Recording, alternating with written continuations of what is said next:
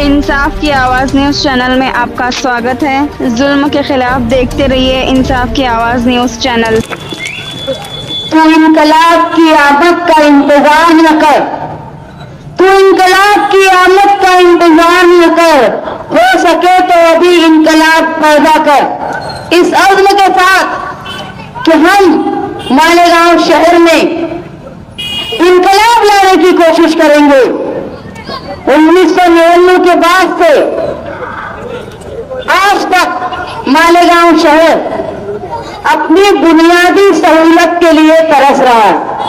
इसके साथ साथ मैं जो देख रही हूँ समाजी गिरावट का होना बहुत दुख की बात है। मैं अभी ये नज्म सुन रही थी, मैं साहब की बेटी, मैंने देखा यहाँ मौजूद वो पुराने साथी जो निहाल अहमद साहब के साथी रहे, उनके साथ यूसुफ बाबा साहब भी थे, उनकी आंखों में आंसू आ गया, वो बैठ गए। मैंने बोला कि उनको बैठा दो। ये मेरी बेटी लफ्ज ये इतना मुकद्दस है, इतना प्यारा है कि मेरे ख्याल से हर कोई इसकी अहमियत को समझता है। और इसकी बेटी लफ्ज की इज्जत ये मालेगांव ही नहीं पूरी दुनिया, पूरा आलम करता है।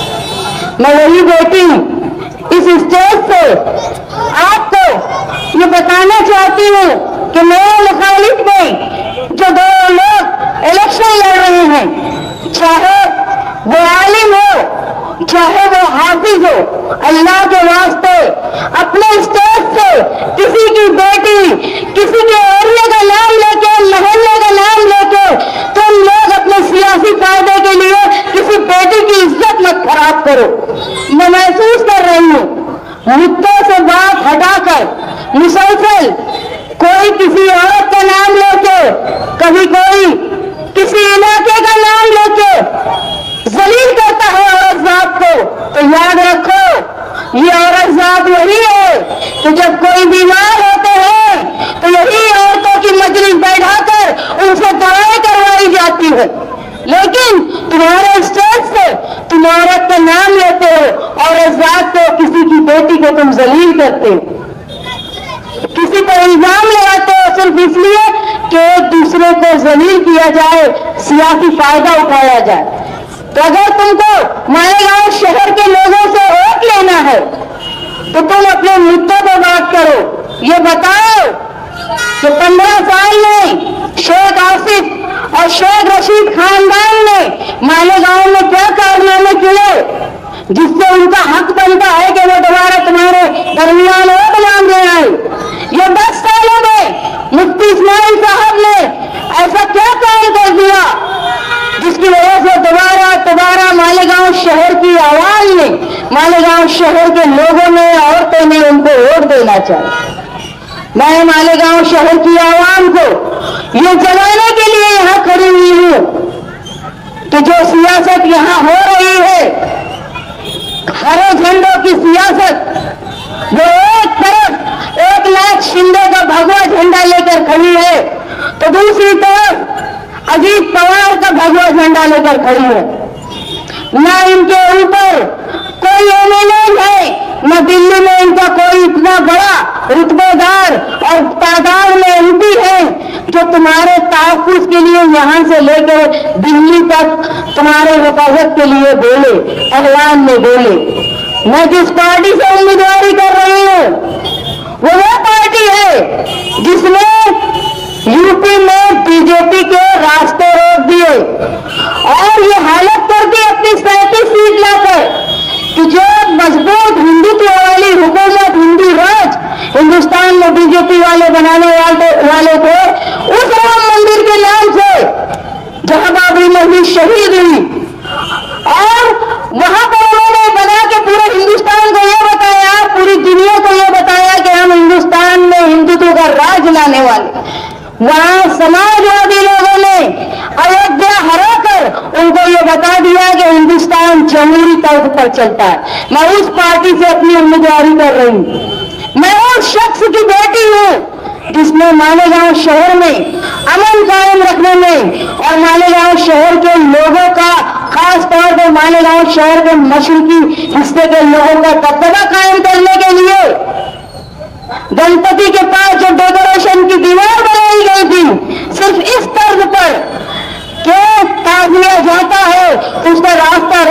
जाए तो साथी निहाल अहमद साहब ने, वो साथी निहाल अहमद जो मौलवी मोहम्मद उस्मान के बेटे थे, उन्होंने ताजिए को ले जाने के लिए अपने कांधे पर दीवार को, जो गणपति की डेकोरेशन की दीवार थी, उसको तोड़ दिया और ये बताया कि ये मुल्क, ये शहर, ये चलता है जमहूरियत से। जहां तुमको गणपति को सजाने का जरूरी हक है, वही हमको ताजिया ले जाने का भी हक है। इसलिए जरूरी है कि हिंदुस्तान में जमहूरियत की बात हो, मजहब के नाम पर अगर बात होगी तो याद रखो, जो लोग रोजाना यहाँ से सफर करते हैं, जो नदी के पार अपने बीमार लोगों को लेकर जाते हैं, जो लोग रोजाना सफर करते हैं, नासिक जाते हैं, बम्बई जाते हैं, यहाँ की औरतें भी बस से जाती है बाहर पढ़ाने, जो रोजाना वापस आती है, वो महफूज वापस आए। मालेगांव शहर में जो सियासत चल रही है, कभी अपने आप को अच्छा बताने के लिए नाकारा काम हो रहा है, कहीं मालेगांव शहर में सट्टा, जुए और नशे का ऐसा कारोबार, ऐसा जाल फैल गया है कि अगर मालेगांव शहर के लोगों ने इस नशे के जाल को खत्म नहीं किया तो तुम समझ लो कि मालेगांव शहर की जो औरतें, बच्चियां यहाँ हैं, हिफाजत से हैं, वो अपने घर में निकलेगी तो वो नशा करने वालों और ऐसे कारोबार करने वालों से हिफाजत से वापस आएगी क्या? ये सबसे बड़ा तुम्हारा सवाल है। और खास तौर पर ये याद रखो कि हमारी बच्चियां कहीं अगोर न हो, किसी रिक्शा में न लेकर जाए, इसलिए ध्यान रखो। जो अपने पहलू बदल के, निशान बदल के इस शहर को, इस नस्लों को खराब कर रहे हैं, उनका सर कुचलने का वक्त जो है वो है हमारा इलेक्शन जमहूरी हक। मैं मालेगांव शहर से उम्मीदवारी कर रही हूँ असेंबली में। कोई 50 साल के बाद कोई खातून असेंबली में उम्मीदवारी कर रही है जो दावेदार है जीतने की। अगर आप लोगों ने मेरा साथ दिया तो यकीनन जिस तरह मालेगांव शहर में गुंडागर्दी फैल रही है उसको मैं जमहूरी अंदाज में खत्म करवाऊंगी। जो लोग नशे में मुलविस हैं वो हमारे समाज का हिस्सा है। जो लोग ये कारोबार कर रहे हैं, अगर उनको हम बेहतर कारोबार देंगे, हलाल कारोबार देंगे, कानूनी तौर पे कारोबार देंगे तो वो ये है कानूनी काम छोड़कर वो कारोबार करेंगे, उनके घर का रोजगार चलेगा। और जो बच्चे, जो नौजवान इस नशे की नस्ल में बर्बाद हो रहे हैं, नशे के शौक में बर्बाद हो रहे हैं, उनके लिए रिहैब सेंटर बनाएंगे। देख लो, ये रिहैब सेंटर एक नौजवान आदमी की अकेले सुधारने के लिए नहीं, उसकी बीवी की जिंदगी, उसके बच्चों की जिंदगी, उसकी गली महल्ले और सबके तहफ्फुज के लिए और इस शहर की औरतों के तहफ्फुज के लिए बहुत जरूरी है।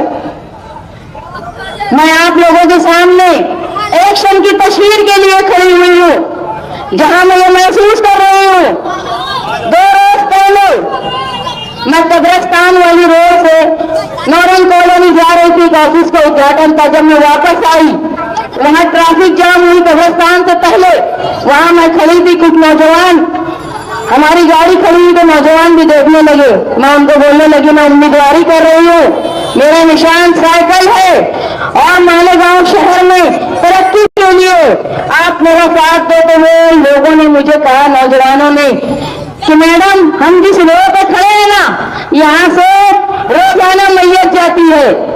जो शहर का हाल है, जिंदा तो जिंदा, यहाँ मुर्दा भी चैन से कब्रिस्तान नहीं पहुंच पाता, ये हम महसूस कर रहे हैं। इसलिए आप हमको ये वोट की अपील मत करो, हमने खुद ये तय कर लिया है कि मालेगांव शहर में जब जनाजा जा रहा है बड़ी कब्रिस्तान में, बारिश होती है, कीचड़ जमा होता है, उस वक्त ये नहीं समझता जनाजा ले जाने वालों को कि हम पानी रख रहे हैं, पानी में पैर रख रहे हैं तो वहां गड़ा है कि सिर्फ पानी है। मैयत डोल जाती है, हिल जाती है, तो सोचो जिस घर की मैयत होती है, जिसका बाप, जिसका बेटा, जिसका भाई, जिसकी माँ, वो उनकी क्या हालत होती होगी कि कहीं मैयत गिर न जाए। ये नौबत मालेगांव शहर में आ गई है। बहुत जरूरी है कि हम लोग इस तकलीफ को समझे। जहां लोग हरे लड्डू से तोले गए वही रोड की ये हालत है।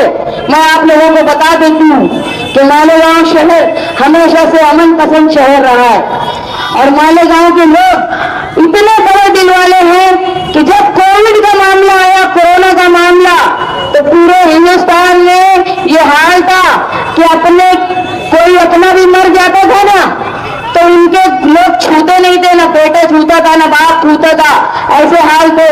लेकिन ये शहर में मालेगांव के लोगों ने बिना जात पात के उन बीमारों को इलाज करने का मौका दिया रही। यहाँ तक के जो अंतिम संस्कार होता है हिंदू मजहब के हिसाब से उसमें उनके घर के लोग नहीं आए, लेकिन शमशान में हमारे नौजवान मुस्लिम नौजवानों ने जाकर उनको आखिरी रस्मात अदा की, क्योंकि हम जिंदे के साथ साथ मुर्दे का भी एहतराम जानते हैं। लेकिन बड़ी मुश्किल इस बात की है, बहुत दुख की बात है कि हमारे यहाँ जब जनाजा जाता है तो उसका एहतराम, उसका तकद्दुस कायम रहे, ये एक सवाल होता है।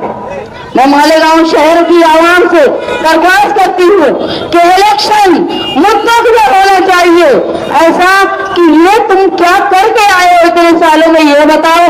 10 साल तुम रहे, 15 साल दूसरे लोग रहे, वो किस मुद्दों पे इलेक्शन लड़ रहे हैं ये बताओ। मैं आप लोगों के सामने वो बातें बताने आई हूँ जिस बिना पर मैं इलेक्शन लड़ रही हूँ। सबसे पहले तो मालेगांव शहर में जो तालीमी निजाम सबसे खराब है, सबसे खराब इसलिए है कि जो हमारी प्राइमरी स्कूलें हैं उसको नशे, सट्टे और जुए का अड्डा बना दिया गया है। पूरी धीरे धीरे हमारी स्कूलें तोड़ दी गई, वरना चंद साल पहले वहीं से डॉक्टर वकील पढ़कर जाते थे प्राइमरी स्कूल से, उसके निजाम को बिल्कुल खत्म कर दिया गया है। उसकी वजह यह है, मैं जो महसूस करती हूँ कि उस जगह को ये अपने नशा रखने का गोडाउन बनाते हैं और पुलिस जो है वो वहां नहीं जा पाती क्योंकि वो सरकारी जगह होती है, इसलिए उसको नशे का अड्डा बना दिया गया। सबसे पहले ये नशे के अड्डे जो कारपोरेशन की जगह है जिसपे लोग गैर कानूनी तौर पर कब्जा करके रखे हैं, उसको स्कूल द्वारा पायदार बनवा के ताकि गरीब के बच्चे भी तालीम हासिल कर पाए। आज लोग बच्चे इसलिए तालीम गरीब की नहीं हासिल कर पाते कि महंगी स्कूल का डोनेशन नहीं है। प्राइमरी स्कूल का भी ये निजाम हो जाए जिस तरह रईस शेख ने बनाया है कि गरीब का बच्चा भी, जो हमारे यहाँ आज 1 से 7वीं तक का निजाम है, उस निजाम को 10वीं तक का करवा दें की कोशिश मैं करूंगी, ये आपसे मैं वादा करती हूँ। मैं इलाकों में घूम रही हूँ, देख रही हूँ मामूली पैसे पे औरतें घर में रोजगार करती हैं, कहीं गोंद चुनती है, कहीं इमली फोड़ती है, कहीं नट काटती है, तो कहीं टोपी बनाने का काम करती हैं। और बहुत सारे इलाकों में तो लोग औरतें प्याज छीलने के लिए भी मार्केट में जाती हैं। आप ये समझ लो बहुत मामूली पैसे पे वो रोजगार करती हैं। मैं आप लोगों से इस बात का वादा करती हूँ, खासतौर पर वो खवातीन जो मेरी आवाज सुन रही है अपने घरों में, कि हुकूमत की पॉलिसी के मुताबिक आपको घर बैठे रोजगार मिले, ऐसा रोजगार जिसमें मेहनत के हिसाब से आपको पैसा मिले ताकि आप इज्जत से अपने घर में बच्चों की कफालत कर पाए, ये कोशिश मैं करूंगी। मालेगांव शहर में बस्तियां बसाना और बचाना ये सिर्फ निहाली और सोशलिस्ट लोगों ने किया है। मैं देख रही हूँ मेरे सामने वो पुराने लोग बैठे हैं जो मालेगांव शहर की बस्तियां बसाने में बड़ा किरदार अदा किए थे। निहाल साहब के बाद आज तक किसी ने एक बस्ती नहीं बसाई।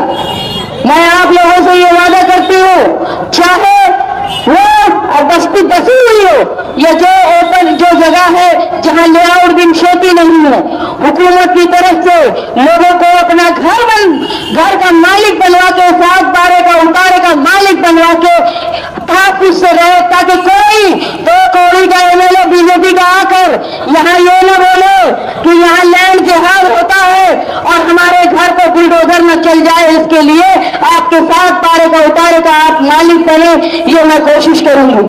मालेगांव शहर में आज मैं देखती हूँ कि कई सैकड़ों लोग ऐसे हैं जो किराए के घर में रहते हैं और अपने खानदान की कफालत करते हैं।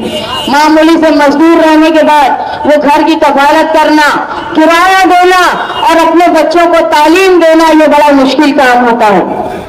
हुकूमत की पॉलिसी के मुताबिक हम कोई ऐसी जगह गवर्नमेंट से लेके मुख्तस करके लोगों को हाई परचेज से जगह देंगे कि जो बेघर लोग हैं, जो किराए के घरों में रहते हैं, उनको घर का मालिक बना दिया जाए ताकि वो उनकी छत जो है वो मुस्तकिल हो जाए।